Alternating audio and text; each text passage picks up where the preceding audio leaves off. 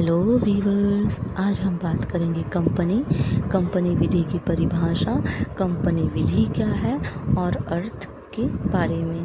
तो चलिए जान लेते हैं कंपनी क्या है। कंपनी शब्द जो है अत्यंत प्रचलित शब्द है।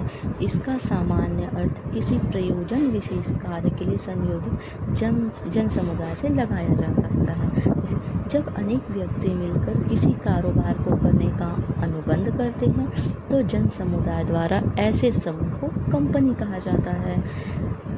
जैसे उदाहरण के लिए अ किसी कार्य को करने के लिए ब तथा अन्य व्यक्तियों से अनुबंध करता है कि कारोबार को करना है तो क्या कारोबार को करने का प्रयास करते हैं तथा कारोबार को जन समुदाय द्वारा कंपनी कहा जाता है। परिभाषा, अनेक विधि शास्त्रियों द्वारा कंपनी की अलग अलग परिभाषा दी गई है। जैसे पहला, न्यायाधीश लिंडने के अनुसार कंपनी ऐसे अनेक व्यक्तियों का संघ या समुदाय है जो संयुक्त कोष में अपने धन या धन के बराबर किसी अन्य संपत्ति का अंशदान करते हैं, कंपनी कहा जाता है। न्यायाधीश मार्शल के अनुसार कंपनी एक अमूर्त, अदृश्य और कृत्रिम व्यक्ति है जिसका अस्तित्व केवल विधिक दृष्टि में है। विधि द्वारा सृजित होने के कारण इसकी वही विशेषताएं हैं जो उसे उत्पन्न करने वाले अधिकार पत्र द्वारा प्रदान की जाती है।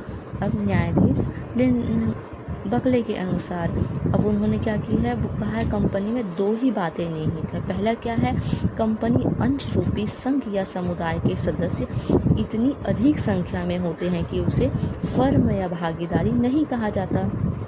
दूसरा है, इसके सदस्य के हित या हितों के अंतरण के लिए अन्य सदस्यों की सहमति आवश्यक नहीं होती है।